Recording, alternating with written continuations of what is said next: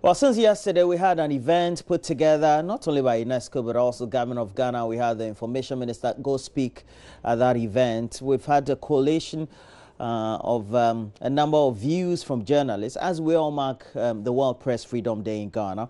It's climaxing today, and ultimately, we also know that we have to talk a lot about our media and the practice and some of the things that we need to do across the world. Over 700 journalists lost their lives over the last year, and it's a great concern not only for us journalists, but in Ghana, well, we may not be losing our lives as you find regularly in other parts of the world, but we still need to talk about the media because we're pivot to the democracy that we're practicing. And so I have an experienced media practitioner, member of parliament, a former deputy minister of information. A former minister of information, I beg your pardon, and Fritz Bafo is here. You all will know him, so an experienced practitioner. Good morning to you, sir. Good morning. And since you went out of parliament, what have you been doing, sir? Media work. Media work, and consultancies. Yeah, sure. Right. But generally we have to speak about the landscape. And the president yesterday, in his speech to commemorate the day as well, in an event that took place at the Accra International Conference Center, said that the media has been pivotal or instrumental in our Fourth Republic. What would you say to that statement? Very much so. The thing is that we call the media the fourth estate, and that is true. And this comes from way back when the media became the conscience of society, when Europe at the time had a monarchical system throughout. And not only monarchical, but there was a very, very strong religious element. And so there were restrictions to the freedom of speech. When books became available to the public, where reading, because in the old days, books were sacred, and you didn't have the facility for printing. You know, the books were written by hand, so they're very expensive. And then when Gutenberg came in with his printing press and all that, and it became printing and news and the written word became available to people. People started opening their minds and things like that. They started pressurizing for certain freedoms, okay? And so the press has always been linked to the promotion of the freedom of the human being to operate within his society, okay? So basically, when we talk about the Fourth Republic, we have to acknowledge the major role that the media has played in keeping a certain sense of sanity in governance and in the nation as a whole. And if you read various literature and by experience, they always say that the media is always a reflection of the society. Yes. And if you look at works that have been done by many individuals over the last 25 years, especially in the Fourth Republic, it speaks volumes about perception of corruption, the decay in our moral fiber as a society, the weak social welfare systems we have, the poor governance structures we also have. Does the media really depict all these? Yes, it does to a certain extent. The thing is that we all know that we have a serious problem with enforcement. We have a serious problem with discipline in this country. All the rules and regulations are there, but they are to a larger extent ignored. And so that is a reflection. There was an explosion of media participation from 1992 when individuals and civil society organizations started fighting for the right for people to express themselves. And then we started with the FM stations. You know, at a certain time we only had GBC in terms of television, and then a very, very few newspapers. But that's changed. And the thing is, the problem that I have with the media is that we didn't anticipate that it would explode to such a large extent. And so we didn't look at the regulatory pattern that we could enforce. And so we have a problem now with regulation. And this is like after it's like the Pandora's box has been opened and you want to put back all those things. And it's difficult. If it's a regulation, what do you mean and how do you mean? The thing is, all right, for instance, there are technical rules in terms of television and radio and electronic media. There are technical rules. For instance, FM stations have a certain radius they operate in. That has been breached so many times. We also have to look at content, all right, what kind of content. And Ghana recognizes that it has cultural values, certain intrinsic cultural values, which we should protect and promote. And those things are sometimes put aside, you know. I mean, when you look at the kind of content we have on electronic media and in some newspapers, you wonder, you understand. So that basically is it. And we've got to look at self-regulation. For example, the Ghana Medical Association is virtually a self-regulatory body, though it's also backed by law, you understand. But we are very careful that if you try to bring too many laws into place in terms of regulating the press, then you will go against the constitutional demands that are being, because I mean there's a right to freedom, right to free speech, right to movement, all those kind of things. You've got to take them into consideration. But I believe that there should be a conversation amongst the media, in the media, on how to move forward and how to make this country a better place to live in, rather than leave it as a free-for-all. I take a quote from one Nick Robertson. I used to report for CNN. Yeah, CNN, yeah. Okay. And he says, getting education as a media person gave me great insight into all the things that could happen to a normal society.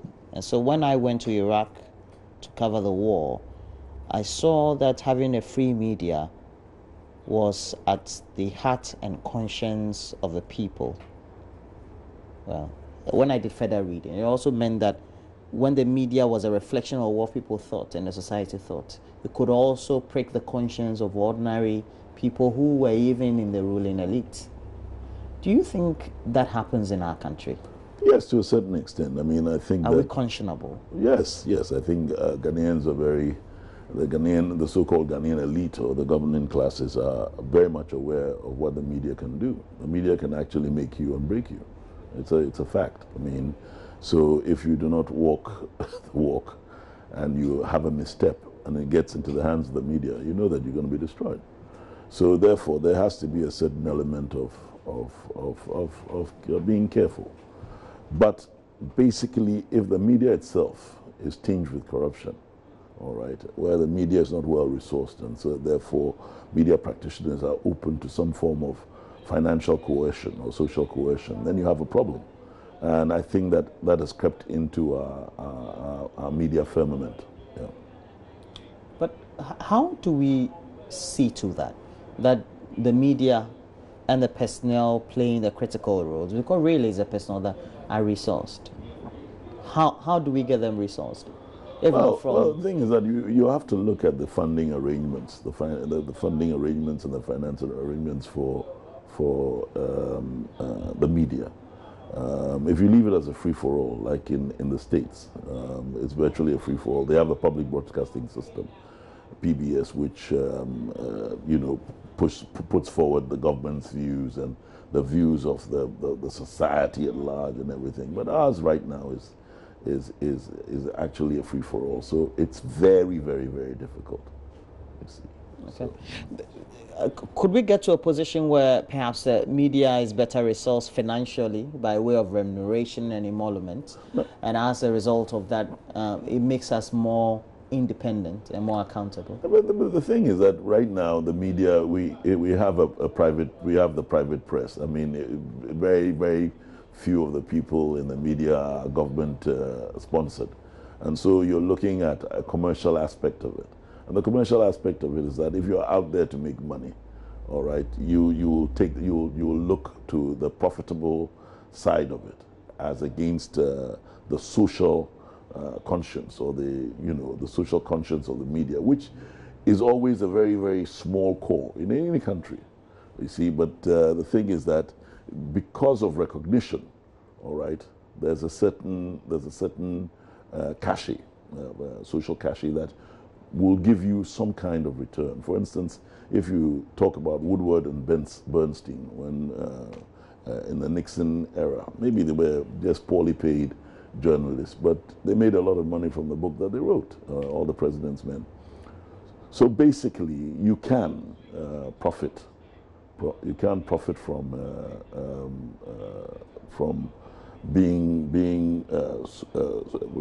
having a conscience, but there has to be a recognition by the public of the value that you bring to the conversation. But things have improved, I mean, generally, if you look at... Yes. But you're saying not vastly? No, the things have improved. I mean, the thing is... Because back in the day, we used to have only the nation's broadcaster and all the state newspapers and the other sections of the media. And their remuneration were no better, too. Yeah, but I remember when I was growing up, when I was a kid, the staff in broadcasting were the highest paid. They were very well paid in terms of when you're talking about state organizations. But somewhere along the line, the financial exigencies have overtaken, and we have to really look at it. I mean, is the state broadcasters and the state media organizations, are they overstaffed? Are they well resourced? How well can we resource them? Do we have to resort to commercial and other financial arrangements and all that kind of thing? Do we have to go into a tax? Do we have to go into a levy and everything? But all these things are part and parcel of a conversation that should never stop. The conversation about the dynamics and the development of the media in our society should never stop. You understand? I think that Ghana at the moment is in a very critical stage, because there is a problem. And the problem is not a problem that only pertains to Ghana. We have an explosion of the young in terms of the fact that over 70% of the people in this country are below a certain age group. And their demands are completely different. They all want jobs, they want remuneration, they want housing, they want good roads, they want all these things. And do we have the wherewithal to put it together for them? Okay. So you have that kind of situation. So the demands are very, very big. And so when you look at the media environment, it reflects that, you see. And that is why I am saying that if you're talking about the state and you're talking about, we have to look at how do we get all these people, how do we get them satisfied, and how do we even look at how far we're going, you understand? Because if they do not see a future, it will lead to all kinds of things. And that's, I think, what led to the Arab Spring to a certain extent. And that, again, was the suppression of the freedom of speech. So you have to look at that very critically. If you speak to many a media person today, the one thing that they always advocate is the passage of the Right to Information law. Well, we nearly got it passed the last time. We've now tried to slow the whole process and push it back. And so it's going to be relayed in Parliament, we're told, and not under certificate of urgency and all that. But is that really the panacea to all the things that will make the media as great as it should be? Basically, the thing is that when you have a country where there's a large percentage of people who are not educated, who are not literate, it is sad, because at a certain time we were almost heading towards a very large percentage of our people being educated or literate. You have a situation where perception becomes the thing. So you really need information. You really need to inform people. So the Right to Information Bill is necessary. It is not the panacea. It is not the entire solution to the problem, but it could help in resolving certain misconceptions and misperceptions And I want to also say something. Because we have an unequal society, all right, there are a lot of people who are wary of the fact that if the Right to Information Bill is passed, all right, it would threaten their very existence. You know, for example, if people get to know your salary and your entitlements and things like that, you will be under certain social pressures. Which people? I mean, I'm talking about people in government. I'm talking about politicians. I'm talking about people who, at this moment in time, can keep certain things away from the public. All right. But again, when you talk about the Right to Information Bill, you also have to have the kind of organizations and institutions that can give out credible information, because that is the biggest problem now. If a politician tells you that we've employed 1 million people, where's the verification? You understand? From all political parties. If they say that we spent 100 million on school feeding, where's the verification? So you're saying we could have the law passed, but then the data or information given or accessible to the media or the journalists the kind of could be manipulated in a way, because we have no other benchmark. You see, that's what I worry about. Basically, because we've got which is possible. Yeah, because we've got great institutions, or we've got institutions with a lot of potential for changing the dynamics in this country and contributing to the well-being of the average man. But they are emasculated. You're looking at the NCCE, which could be doing the right kind of information. You're looking at the EPA, which should be doing its work in terms of noise pollution and mining pollution and galamsey and all that. You've got the Chamber of Mines. You've got the other regulatory organizations. You've got the NCA, which you've got the Media Commission, which had problems when it decided to come in with certain regulations that were taken to court and all that kind of thing. So basically, it is making sure that the institutions, the statutory institutions that we put into place to monitor and to have oversight over the affairs of the nation, other than the lawmakers of Parliament, the implementers, the executive, and the interpreters who are the judiciary.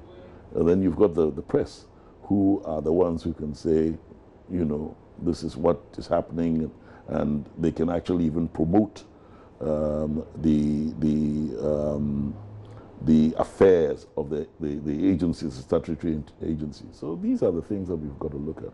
And that's why the RTI, because I was part and parcel of trying to get this bill through. And yes, there were a lot of people who had concerns that if it was passed, would it contribute to harmony in our society?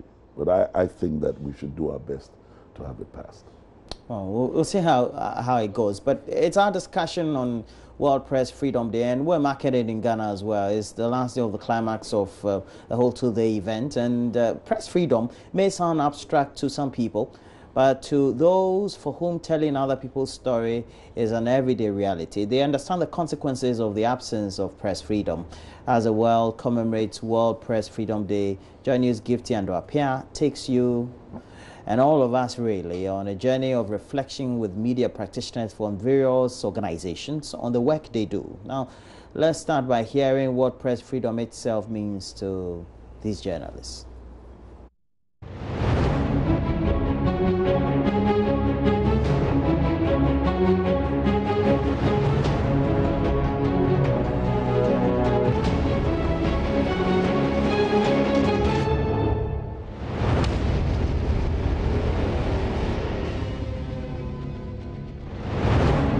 Daniel Daze, Bernard Avle, Kwame Sefaka, Bright Nana Amfo, David Ando, Virginia Tenkran, Edward Kwabi, Joseph Akable, Kojo Akoto-Boateng, Umaru Sandaman, Alfred Okanse, Captain Smart, Nana Majimana Sante, Samson Ladi Ayenini. Press freedom means protection to journalists to go about their work without any form of inhibitions. Undue influence, hindrance or intimidation or fear. Free from harassment. Like a banker would go to their bank and work in the morning, like a teacher would go to the classroom in the morning and teach. And the opportunity and the space to operate and keep the powers that be in check, and also to drive growth.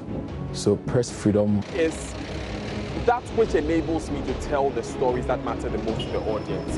And then to be able to hold powerful people accountable. Press freedom to me means that I have legal backing, support of the state, support of the security agencies to be able to be fair, to be probing, and to be development oriented. Press freedom is absolute freedom, but freedom with some responsibility.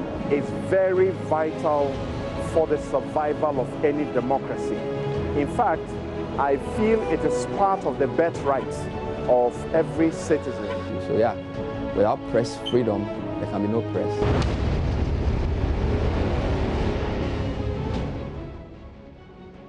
Well, so you got varied views from many of my colleagues as well. And Gifty and Apia, we have to thank, has a number of these packages, and we'll play them as we go along. But it also means that the right to information bill is said to be the critical thing. But the refrain is that the politician is always at the heart of what the media does. And I believe that is what the status quo is around the world. Is it because they are the managers of the country and the economy, and so we need to be more responsible? Yeah, the thing is that politics takes place in every aspect of human endeavor. But we have a political class, people who are elected or people who make the laws and determine the policies of a particular society, and they are the politicians. Okay, and so if you determine the policies that are going to affect the population, all right, you have to have a certain responsibility, and you also have to be held to account, all right. And who holds them to account? It's the population. But if the population don't have the tools, then it has to be the media, because the media are the ones who are trained to investigate, trained to report, and trained to ask the questions. So that is the essence of it. And so that is why the media plays such a big role in democracies. Because, I mean, it's the media that would know, has studied the Constitution and will say, look, this is against the Constitution. And it will be taken on maybe by a lawyer, maybe by an individual, maybe by a civil society organization. But at the forefront of making sure that the democratic process works, all right, other than being a member of the establishment, is the press. But we've noticed that sometimes, especially in the Fourth Republic, the politicians have not taken it easy when the questions are being asked of them. Yeah, but why is that? Yeah, basically, you have to be prepared. All right, you have to involve yourself in whatever you're doing. You have to have a certain knowledge of what you're doing, and if that knowledge is not there, all right, then you'll have problems. I know people talk about propaganda, people talk about spin and all that. These are all part and parcel of the games people play in order to get their way, all right? And so that is part of the to's and fro's that you get with the media.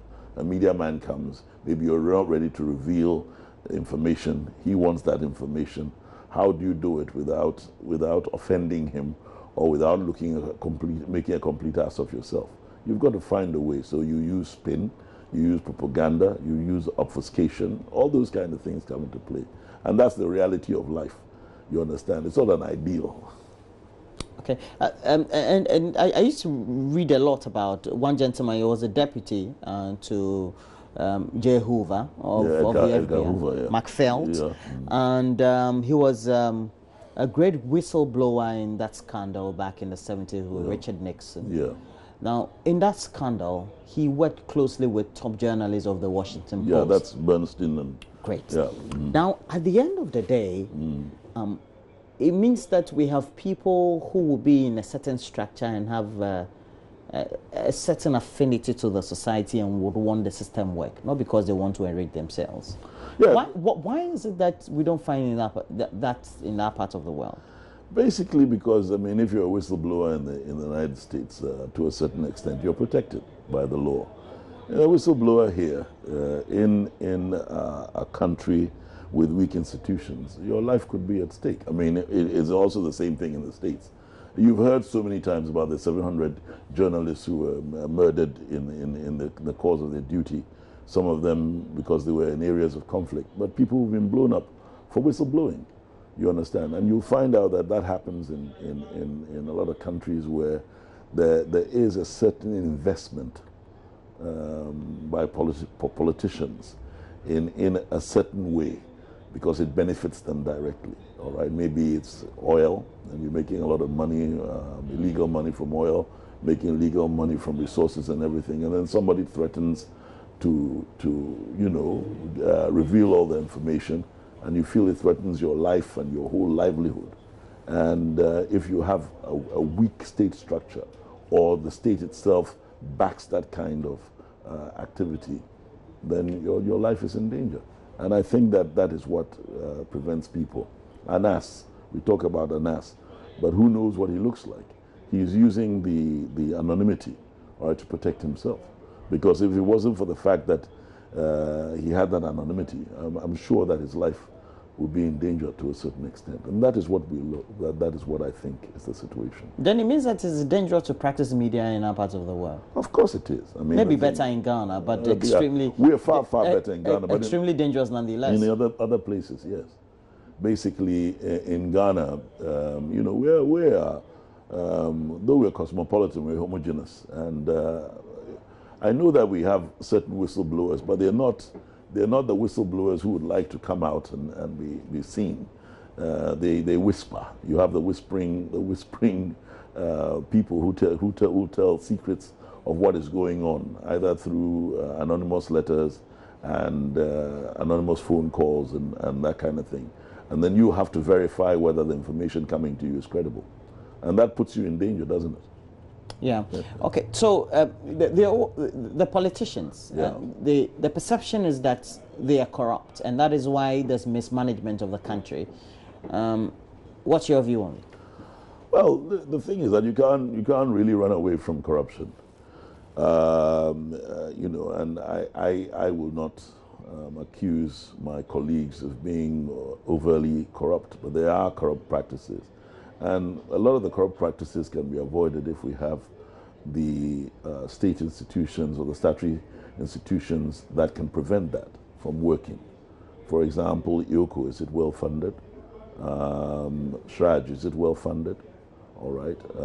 Have we put the resources into Parliament to prevent people from doing certain things? You understand? The police, are they well funded? We had this wonderful visibility program, which is gone to the dogs. You understand? All these things come into play. It's not only just the fact that the politicians are corrupt. If you know that you'll be caught, it gives you it prevents you from doing certain things. Well, we have one of our colleagues. He was brutalized, Latif Idris, yes. when the Deputy General Secretary of the NDC was in the CID custody the other week. And as a result of that, he's had some serious health problems. And we're currently advocating for the Ghana Police Service to make sure that they bring to book the perpetrators of that action. Good morning to you, Latif Idris. You're on the line, joining us on War Press Freedom Day. Good morning, Roland. Well, and with all the experiences that you've had in your short stint as a journalist, what would you say impinged greatly on the ability of journalists to practice, and with your own experiences as well? Well, with my own experience, when I started a couple of years ago practicing, we didn't have what is starting to emerge. I mean, lately, I've heard some people describe it as alien to the practice of journalism in Ghana. That is, to be brutalized or to be assaulted by thugs. Yes, by thugs, it used to happen in the past, and it happens almost the world over. But the worrying thing which is shaping up to be a trend in Ghana, is the fact that you have police officers who are supposed to protect the civilian population of this country, police officers whom we as citizens would run to when we are being assaulted by thugs, by criminals, police officers who we pay taxes from which they are paid, police officers whose the taxes we pay are used to purchase guns for them to use to protect us. Now the worrying trend, and it's a trend because it's happening a lot of times, is that these police officers have now turned the guns and the batons and their uniforms and their strength, and they are now attacking the citizens. So where do we go when we are being attacked by the thugs? I had a story of a senior colleague who said he was attacked by thugs. He rushed into a police station. The police said, "Please, we cannot protect you. Get out." Eventually, he had to find his own way out. Now, clearly, this is shaping up as a trend, and it's a very, very dangerous trend that is a threat to the practice of journalism in Ghana. And I think that we've been talking, and we must see action. Something concrete has to be done to ensure that we get the freedom that we deserve to do our work. Journalism isn't a crime. Asking questions isn't a crime. So why should a police officer assault a journalist simply for asking questions? It is unthinkable, and it is unaccepted. It is unacceptable. Unacceptable anywhere, any day. That is one key thing that is threatening the practice of journalism, and I know it's going to discourage a lot of journalists within the country.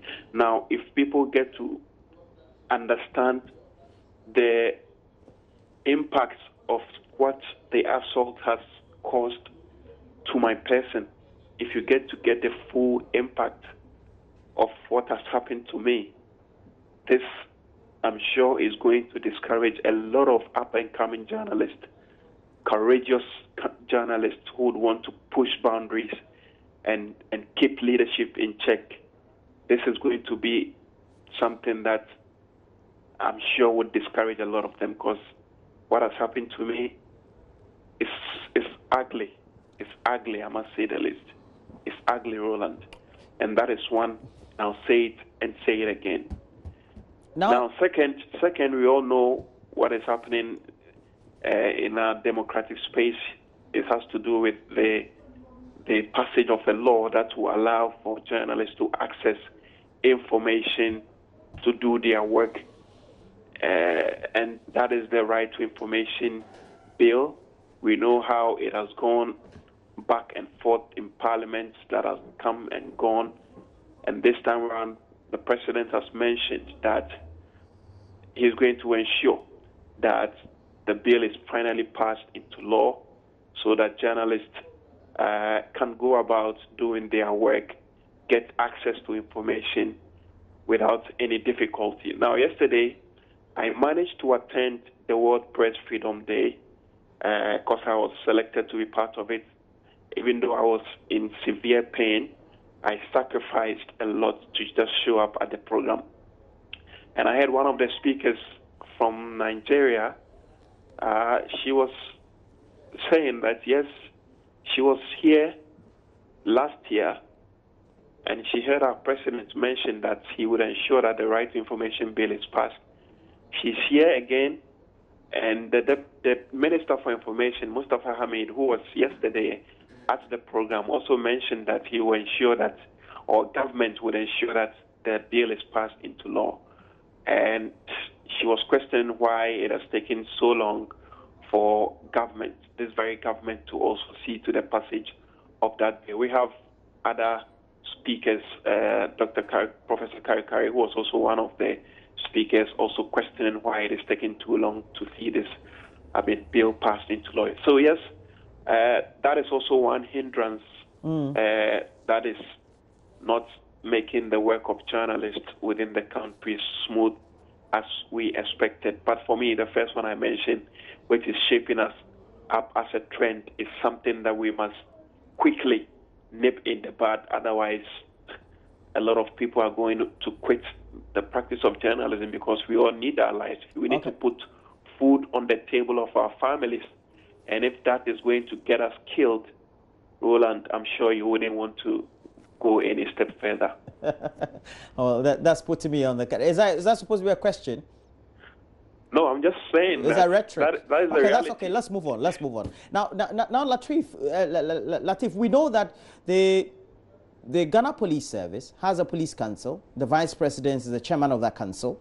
And so if the police is not working, it's at the heart of what our state of governance is. Because the vice president, as chairman of the police service council, can decide to order the IGP to make sure that the right things are done when journalists in the line of duty are abused. Roland, how do you synchronize that? The action and posture of government on one hand, the holders of executive power, and the Ghana Police Service on the other hand, for which you've already talked about? Yeah, that is an interesting question, Roland. If you put all of these together and analyze it, it appears to me that all those people in power, each and every one of them, those who are supposed to ensure that the perpetrators of this crime are brought to book, have some way, somehow turned a blind eye, and because it's one of their own. It is the police officers themselves. They perpetrated this crime. And if you touch the police officer, now it's not going to be just him, or it's not going to be them, because there were a lot of them. It wasn't just one person. One person started it and others joined. So it's not just one person we are looking at. Now, if you touch these individuals, it is very likely that you are going to touch the hierarchy of the police service. And so, yes, if you touch one, you touch all. That's what they say. Clearly, the police service are shielding these individuals. They wouldn't let to give them out. How long has it been? It happened to me on the 27th of March. Today is the 3rd of May. We've gone past 1 month. No arrest has been made. And it's just interesting. If you look at the way the police act when one of their own is touched, they act swiftly, they act with alacrity. And now if it's not a police officer, you can now see how they go about things. And you mentioned the vice president in your question, Roland. I must say that I didn't want to put this out there, but the vice president, he called me personally to check on me, to find out how I was doing. He wasn't even in the country at the time. He was in the United States when the whole thing happened, and he called me to check on me and gave me some words of encouragement and all of that.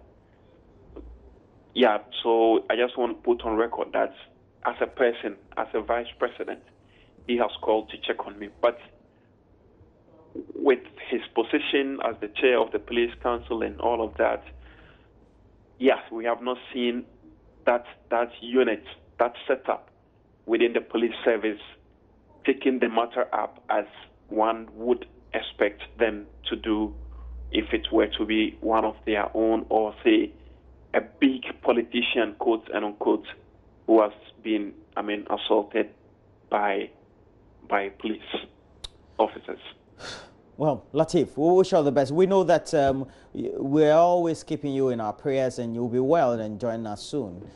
Good morning to you, Latif Idris, speaking to us on World Press Freedom Day. But then we also have to know that this is at the heart of the issues that we talk about. The way the journalist is treated when the journalist is going about his or her work. Well, there's something that I must mention, because In the last Parliament, I was chairman for Defence and Interior, and there's a movement for an independent police commission to look into allegations of brutality and negativity in the police force.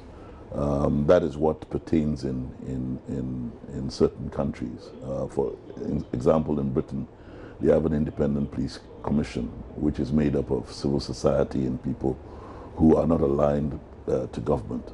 Because, you know, with the security services, one of the highest things they hold is esprit de corps, and that can interfere with the dispensation of justice. But let me say, I'm appalled at what happened, and I think it's also got to do with the kind of training and the kind of attitudes. You mean what happened to Lateef Idris especially? Yes, it's appalling. I mean, it should never have happened, but it also brings into view the fact that our police service actually needs radical overhaul. For years, it came out of a force that was to defend the interests of governance when the British were the colonialists, and we carried it through without reforming. It's not a question of enforcement and protection. It's it's more of the protection of society. You understand, rather than protection of government, because government in itself is very powerful. It has the tools to be able to defend itself. It's the man on the street who needs to be protected. Okay, so it's not a question of only law enforcement, but public safety. Well, and we have on the line Kojo Ponkroma. He's a member of Parliament for Ofuanse Ayureyu, but also a Deputy Information Minister. Good morning to you. And good morning to your viewers. And the perception is that the journalist is not giving the free hand and the free will to work in this country because it's been a trend that has been recorded lately. How would you speak to that? So I think at the session. Hello, Roland. Yeah, hello, sir. Can you hear me? Yeah, mine is a bit chippy. You're saying that the suggestion is that the perception growing is that lately the journalist is not giving the free will and the free hand to work in the public space, either in an encounter with the public institutions and their officials or government officials, or when even seeking information. What would you say to that? So thanks for the opportunity. Today actually is the day on which World Press Freedom Day is commemorated the world over, and the global celebration has been brought to Ghana yesterday and today. And literally the entire world is gathered in Accra, Ghana, to celebrate Ghana's advancement in press freedom and respect for the right to free expression. It is not to say that Ghana has been perfect, but Ghana has made a lot of strides, at least since we came back into our democratic dispensation. We've currently moved from number 26 to 23. We're currently the number 1 on the African continent. But it is again not to say that we are perfect. Yes, there have been some infractions. If I've read the Media Foundation for West Africa report correctly, I think it's about 15 incidents that have been recorded. But anybody who looks at statistics, yes, 15 is one too many. But if you look at 15 out of the thousands of media practitioners who are on a daily basis going about their work, churning out stories without let or hindrance, I'm not sure that we will be doing ourselves a good service if the only thing we have to tell the world is that the perception is that the Ghanaian journalist is inhibited from doing his work. We will be doing our own selves a disservice if this is the big picture that we desire to paint to the rest of the world. I think the big picture that we ought to paint to the rest of the world is that media practice in Ghana is by and large free and without hindrance. However, there have been some isolated incidents that ought not to happen, and I agree with the view that it ought not to happen. And when it does, or if it does happen, perpetrators must be brought to book as quickly as possible.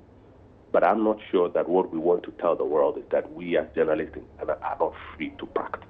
If we're not free to practice, you'll probably not be on your television station this morning. I will probably not have the space to speak to you this morning, even on the phone. There are over 400 radio stations that are running their morning shows this morning from Tamale to Accra, and are taking phone calls and are reading WhatsApp messages and are allowing people to come on the airwaves and express their thoughts, agree and disagree with various things that are going on. We'll not have the opportunity to do that. So by and large, as a country, we should be proud of what we have achieved over the years, but at the same time, we should be quick and ready to tackle these isolated infractions that ought not to even happen in the first place, but have occurred. But Mr. Ponkuma, but who should do that? We have the police service. Of course, we have a vice president who is the chairman of the Police Service Council.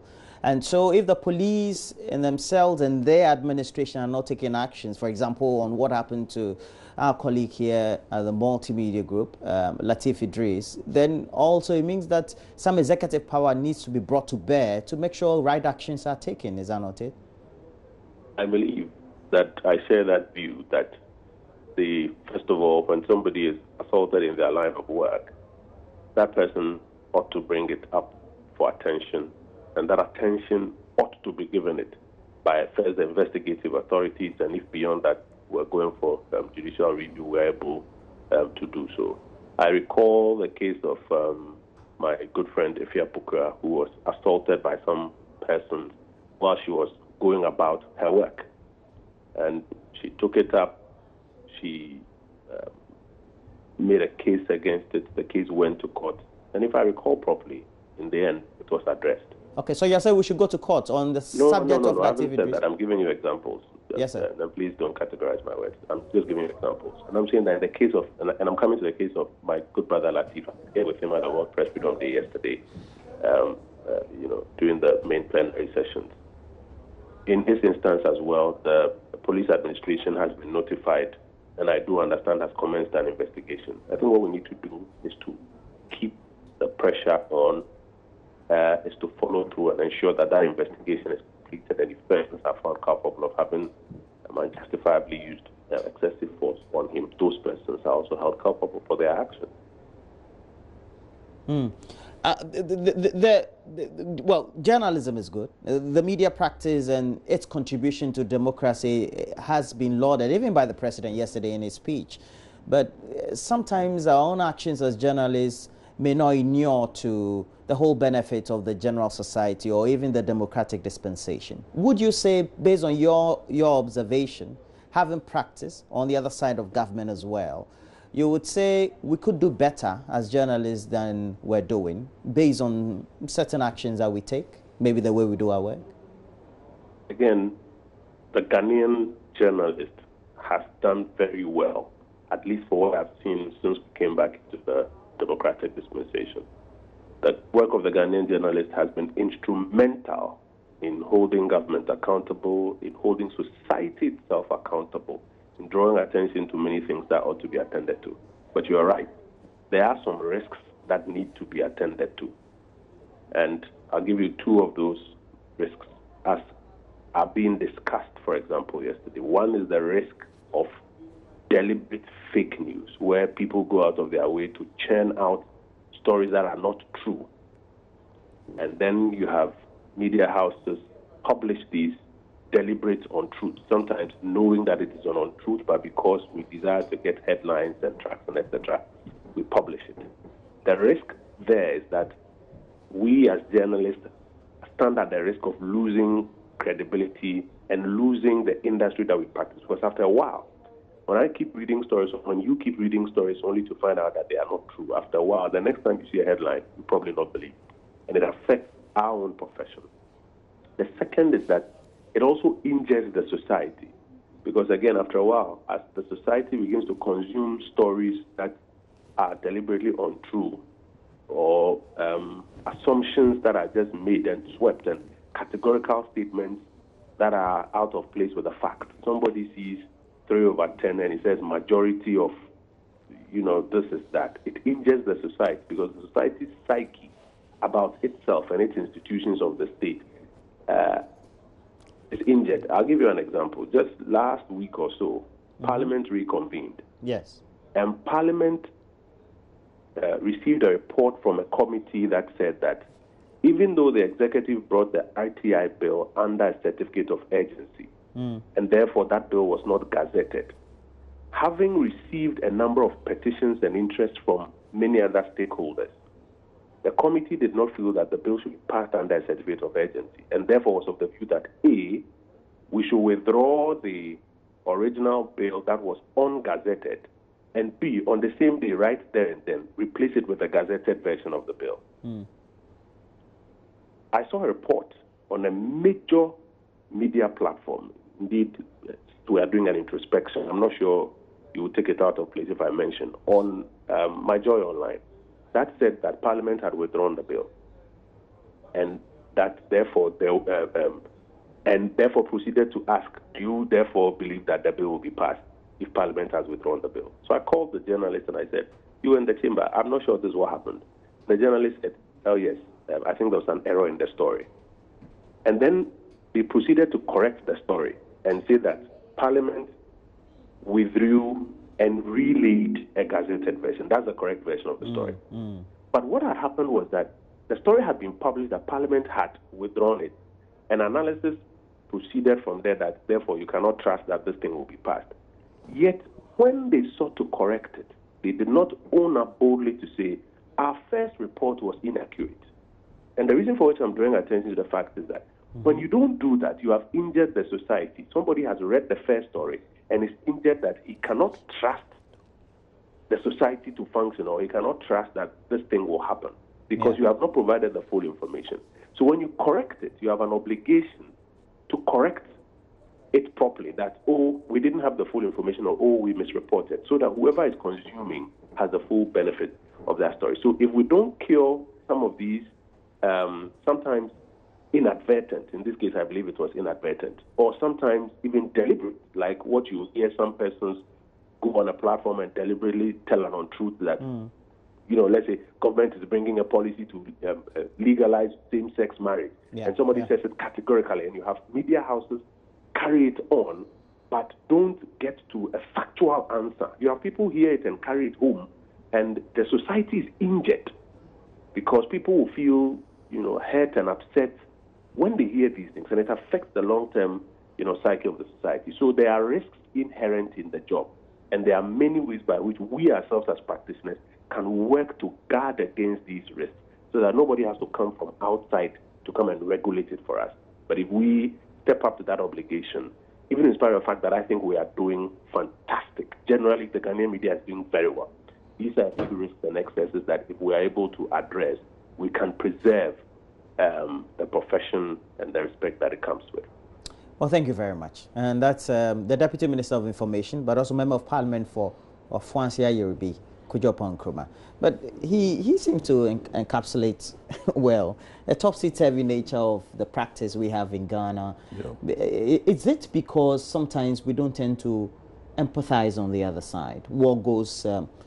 because the politician may have been in office and inherited a certain bureaucracy, a certain inaction, and a certain socio-cultural endemic trait, you know. And sometimes you have to embrace all of it. Well, I don't think he said anything that is that I disagree with. He's put it very well. Yes, he's talked about false news and all that. But the thing is that when we talk about the Ghanaian media, it has to do better.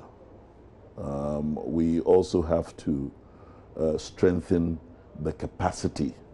And that's the thing, the capacity. The capacity building. But this is we go to school. Yeah, they go to school. The thing is that you go we to have school. masters and all that. Everybody has masters degrees and all that, things like that. So it's not as if we don't have capacity. Yeah, but the thing is that also, the thing is the supervision. All right, the supervision, the monitoring. You've got to monitor yourself. They said, who's watching the watchman? You know, in the old days when you worked in the press, you had very, very strong editors, people who were knowledgeable. Various processes before a news. That's right. All those things come to play. So have you checked? Have you verified? All those things are part and part. So it's not having the degree, all right? It's having, you're having the practicality, because journalism at a certain time, they didn't have schools of journalism. You know, you came in as a T-boy, then you became an apprentice, and then you were sent out as a cub reporter, and all. You went through the processes. And somebody got it together and decided that let's use it and use it as an institutional means of training our journalists. You see what I mean?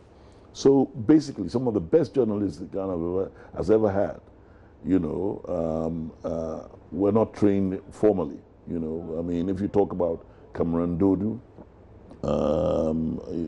great, one of the best, you know, Joe Chem and all those people.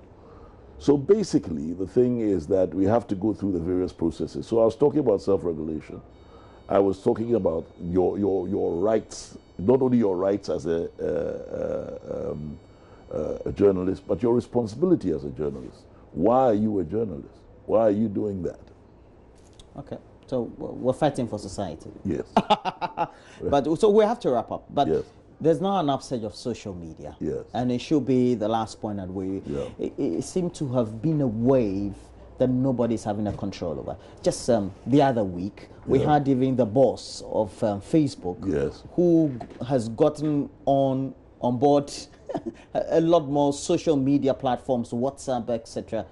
And it's become a bit sophisticated and unregulated. The thing is, it's going to be unregulated because, you know, access to it is unlimited. Yeah. Is that a problem? It is a serious problem. It is a serious problem. Naturally, anything that is unregulated is going to give out a lot of negation.